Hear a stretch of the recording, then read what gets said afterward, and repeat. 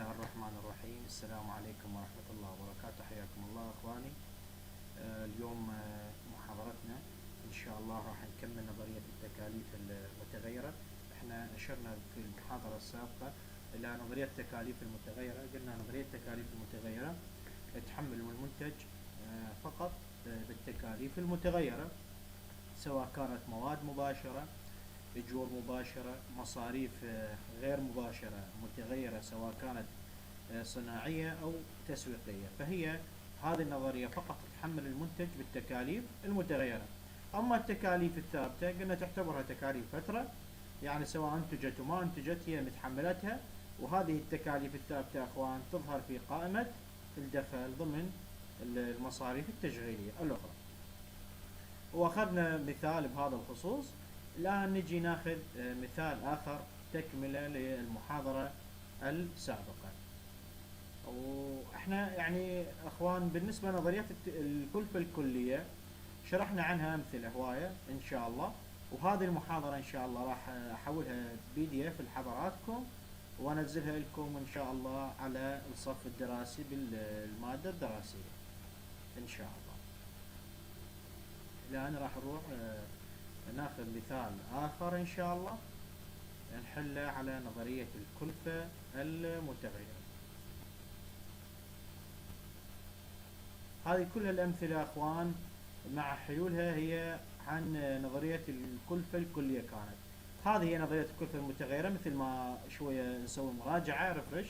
الفاريبل كوست ثيوري هذه قائمة تكاليف مثل ما عرفنا مواد مباشرة، أجور مباشرة، مصاريف مباشرة، يعطيني برايم كوست أجمعها، ثم أضيف لي التكاليف الإضافية الصناعية الغير مباشرة المتغيرة، وقلنا يعطيني الكلفة الأولية زائد إنتاج التشغيل أول مدة ناقص إنتاج تحت التشغيل آخر مدة، يعطينا كله في الإنتاج. نضيف إنتاج تام أول مدة، نطرح إنتاج تام آخر مدة، نحصل على كلفة البضاعة المباعة، ثم نضيف لها التكاليف التسويقية المتغيرة.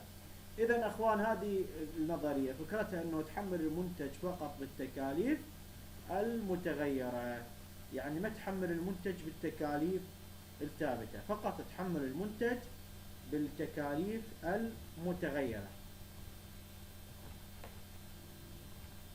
خلي لو نجي مثلا على سبيل المثال، خلينا نجي ناخذ مثال من هاي الأمثلة. خلينا نفترض مثلا هذا المثال اللي أمامنا، أو غير مثال شوية ناخذ مثال بسيط، هذا صعب عليكم شوية. خلينا ناخذ مثال سهل إن شاء الله ونجي نحله وفق نظرية الكلفة المتغيرة.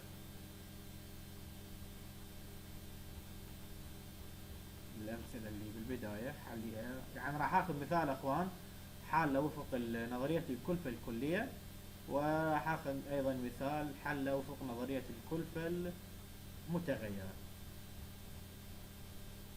هنشوف لنا مثال بتكاليف ثابتة وتكاليف متغيرة.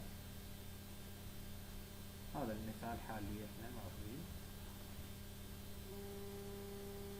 نشوف هذا المثال direct wage indirect tax.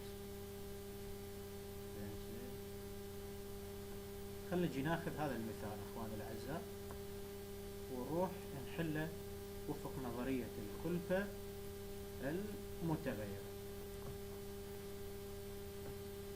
هذا امامنا المثال، راح نسق بيانات هنا.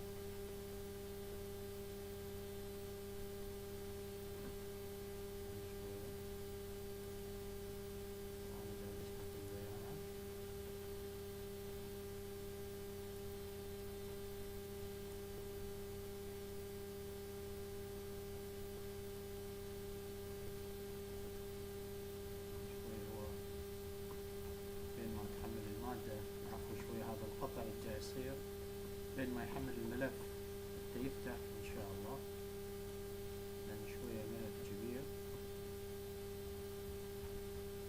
سيطلع لنا. هاي طبعا الاوامر والمراحل الانتاجية، هذه الاوامر عندنا ان شاء الله بعد هذه المحاضرات ان شاء الله راح ندخل بهذا الموضوع. طبعا انا اعتذر عن هذا شوية الخلل اللي جاي يصير، لان الملف كبير و يعني قوي يلا حمل حتى يفتح.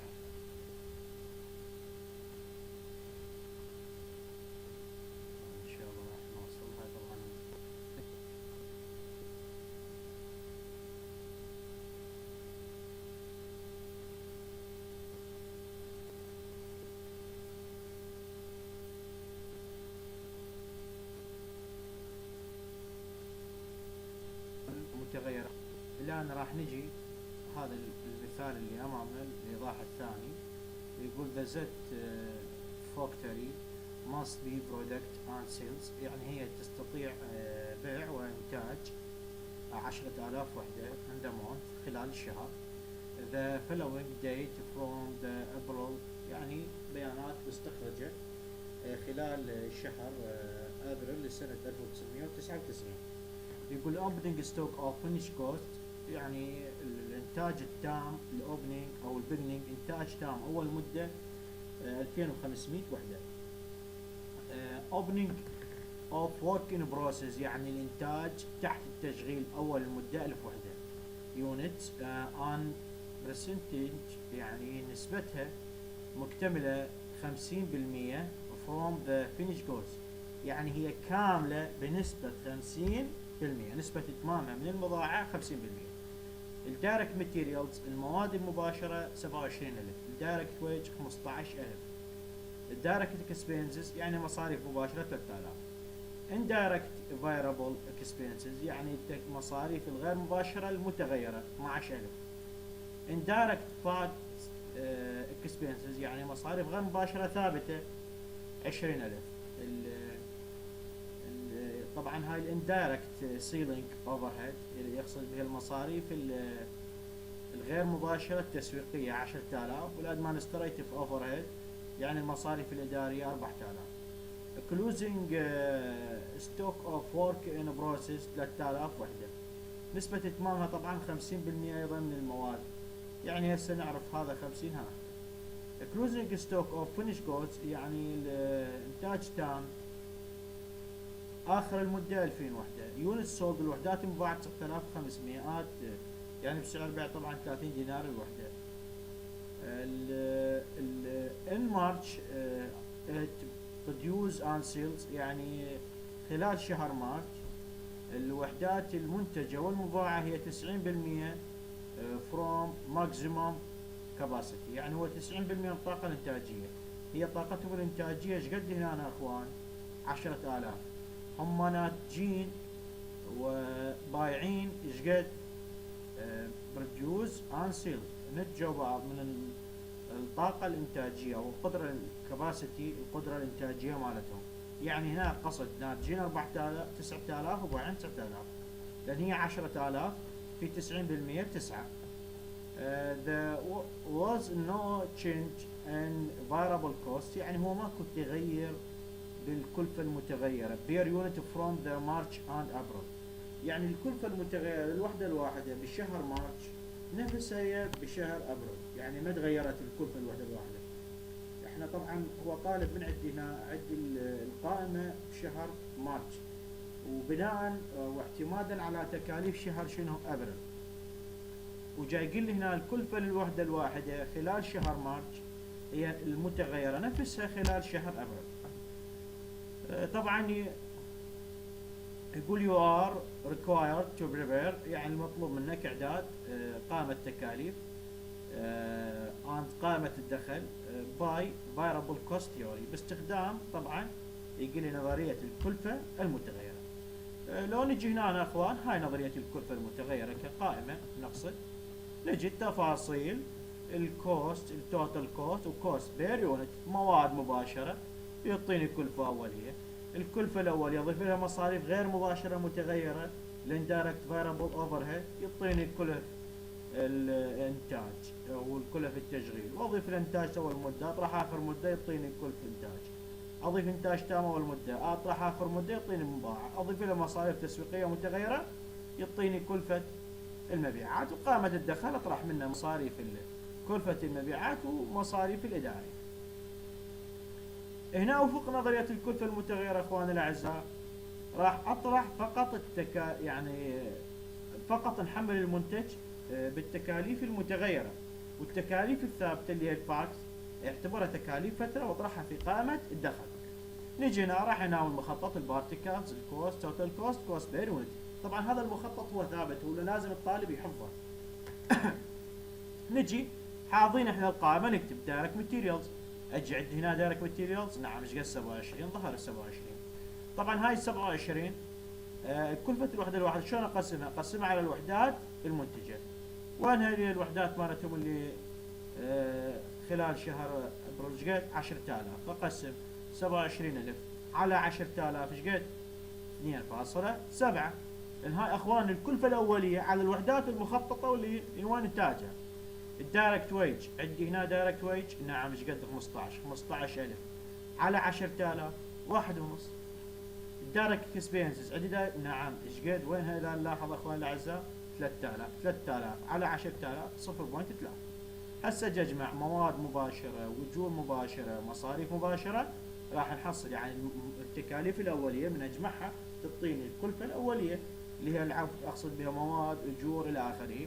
فنجمع مواد مباشرة، اجور مباشرة، مصاريف مباشرة، نحصل على البرايم كوست.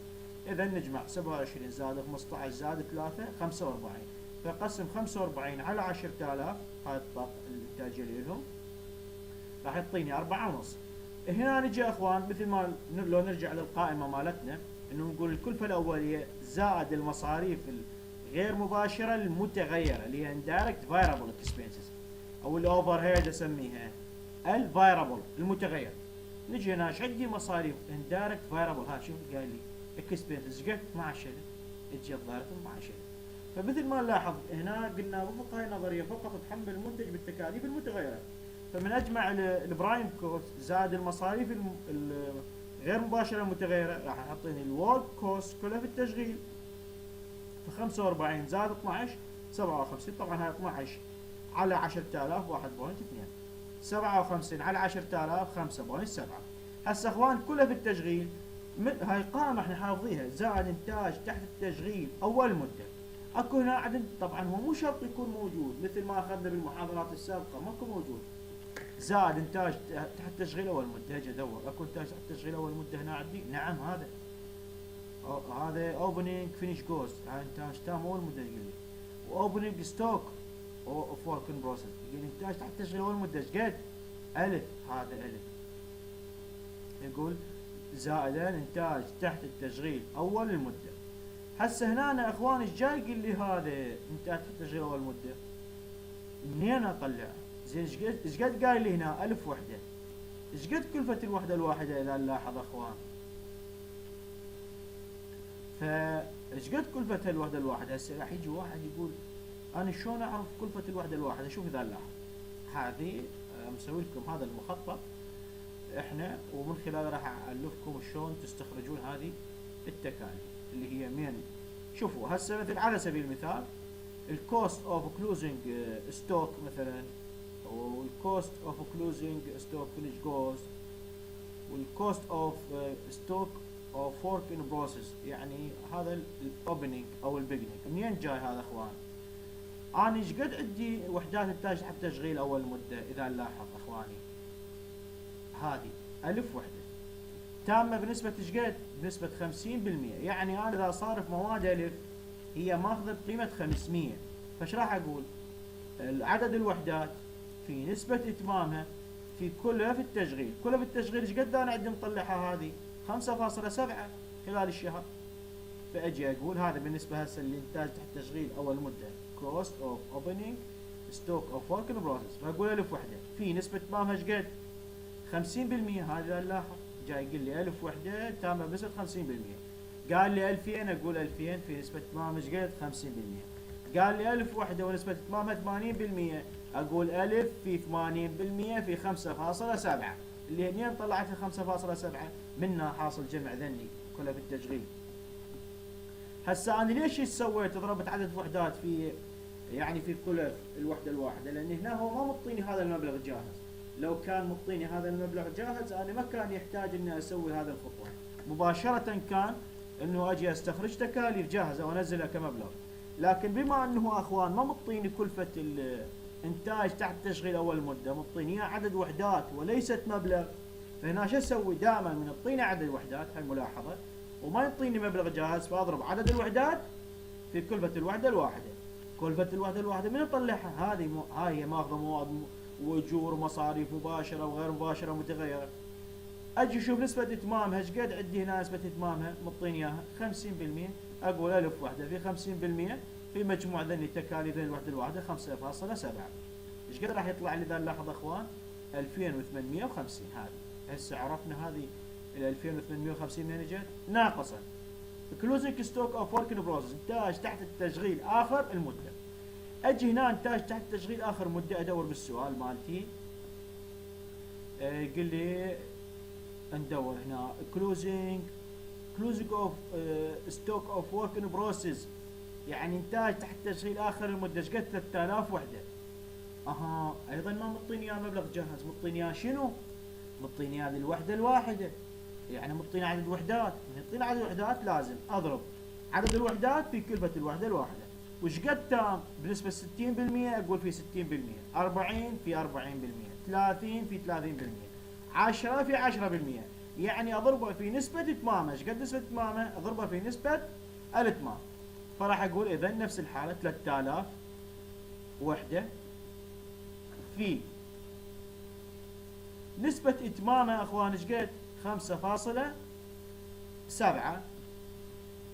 اذا لاحظ تام بنسبة 50%. شوف اذا لاحظ بس انتبهوا يعني. هسه واحد يقول له استاذ 3000 في 50% في شنو؟ في 5.7 باعتبار هاي التكاليف 5.7. ما راح يطلع لي نفس هذا المبلغ اللي انا مستخرجه 8850. هسه واحد راح يقول استاذ شو انت جبت؟ قال 1500. ليش ما قلت 3000؟ مو هن 3000 وحده. شو قال انت؟ بس 1500. ليش؟ انتبهوا هنا يا اخوان. شوف ايش جاي يقول له وياها؟ يقول لي from of the finished goods بنسبة 50% من الانتاج التام. يعني هاي 3000 وحدة بيها 50% منها تامة، يعني ماخذة مواد بشكل كامل تامة، يعني كاملة منها بالنسبة مواد وأجور وإلى آخره، يعني هذه جاهزة تامة بيها. واضح؟ مجرد معالجة بسيطة راح تحتاج. هو جاي يقول لي منين؟ شوفوا هنا أنا ما قال لي هيجي، لا from the finished goods. أيضا هاي ألف وحدة، وهاي ألف وحدة مال أول مدة راح أعالجها وتبقى لآخر مدة. فهنا عندي 3000 وحدة هي بنسبة 50% من الإنتاج التام، وهاي مال آخر مدة. فإذا عندي 1500 هنا في 5.7، طبعا راح يطلع لي 8550. هسه واحد يقول لا استاذ انا ما اريد هيك اقول. اي براحتك شو تقول؟ قول 3000 في 50 في 5.7 هم يطلع لك. هسه لو تقول 3000 في 50 على 100 1500 في 5.7، فكلها تيجي تقول 3000 يعني في 50% في 5.7. تريد تقول لا هن يعني 3000 وحده تامه بنسبه 50%، يعني 1500. هن 3000 يعني الكامله من هنا ايش قد؟ باقي تحت تشغيل 1500 وحده. او تطبق المعادله تقول 3000 يعني هنا هسه ما اذا تيجي تقول 3000 مثلا في طبعا في 50 في 50 طبعا تقسيم 100. هاي عفوا 3000 في 50 طبعا في 50 تقسيم 100 راح يساوي لنا يساوي لنا 8850. هذه الانتاج تحت التشغيل اللي هو اخر مدة. عرفنا من طلعناه 3000 وحدة. هذه 3000 يعني عيف الطريقة الأولى. 3000 في 50% في ايش قد مواد انا مطلع كل 5.7 8550. فاجي اقول هنا اخوان 57 اجمع وياها 2850 اطرح منها 8550. اشوف هاي تضاف، اول مدة يضاف واخر مدة شبيه يطرح ينزل. ف 57 طبعا هاي 2850 ناقص 8550 يطلع لي يعني 5700. ف 57 ناقص 5700 يبقى لي 51 و30. راح اقول زائد طبعا هنا راح يطلع لي هو كوست اوف برودكشن كله في الانتاج. اضيف له الانتاج تام اول مده. اجي الانتاج تام اول مده مطيني مبلغ جاهز. لا يقول لي الاوبننج ستوك اوف فينش جوز قد 2500 وحده. مطيني اياه وحدات ايضا ما مبلغ جاهز، فيحتاج اضرب كلفة الوحدة الواحدة في عدد الوحدات حتى استخرج مبلغ. شلون استخرجه؟ هذا اول مدة 2500 وحدة في ايش قد كلفة الوحدة الواحدة من تكاليف الانتاج هذه باعوا، كلفة التشغيل نطلعها كمواد، وهذا 5.7 ايضا في 5.7 يطلع لي 14,250. اقول زائد 14,250 ناقصا او ينزل انتاج تام اخر المدة. اذا لاحظ اخواني انتاج تام اخر المدة مطيني هنا مبلغ جاهز؟ لا، مطيني ايضا يقول كلوزنج ستوك او فينش جوست، مطيني كوحدات وش قد 2000 وحدة. ايضا اجي اقول 2000 وحدة في كلفة الوحدة الواحدة ايش قد اللي هي نهاية مستخرجها 5.7 كمواد واجور، يعني راح يطلع لي ايش قد 11,400. اقول ناقصا 11,400. فهنا اقول 51,300 زائد 14 وربع ناقص 11,400 راح يساوي لي طبعا 54,100. هذه الكوست اوف جوست سولد. طبعا كوست اوف جوست سولد اقول زاد المصاريف التسويقيه المتغيره. لو اجي هنا قايل لي سيلينج فايرابل اكو، يقول ماكو،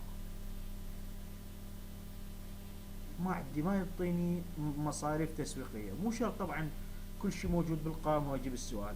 معطيني هنا شيء اسمه مصاريف تسويقيه متغيره، ما موجود، خلاص ما موجوده. وكلف البضاعه المباعه نفسها راح تمثل كلفه المبيعات. قائمه الدخل اكو هنا الانكم، الايراد، المبيعات. طبعا هنا أنا اجي معطيني مبيعات جاهزه، ما معطيني اياها جاهزه المبيعات، قايل لي هنا خلال نتجوا وباعوا ايش قد 90% من طاقتها الانتاجيه والاستيعابيه. ايضا ما معطيني اياه هنا شنو كمبلغ جاهز. شلون استخرجه؟ اقول يعني طبعا هم عندهم 10,000 باعوا 90% فباعوا 9,000، ف 9,000 هنا اخوان شوفوا 10,000 وحده ايش قد باعين منها 90% من الطاقه الانتاجيه، فاقول 90 في سعر البيع. هذا العفو يونت سولد، اسف طبعا معطيني اياها جاهزه هذه الفقره.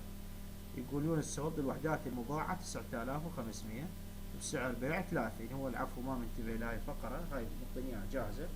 فيقول 9,500 في 30 راح يطلع لي 285 ناقصا كلفة المبيعات. كلفة المبيعات هاي نطلعها 54 و150. احصل على الكونتربيوجن مارجن هامش المساهمة اللي هو حاصل سعر بيع الوحدة الواحدة او حاصل ايراد المبيعات ناقص التكاليف المتغيرة.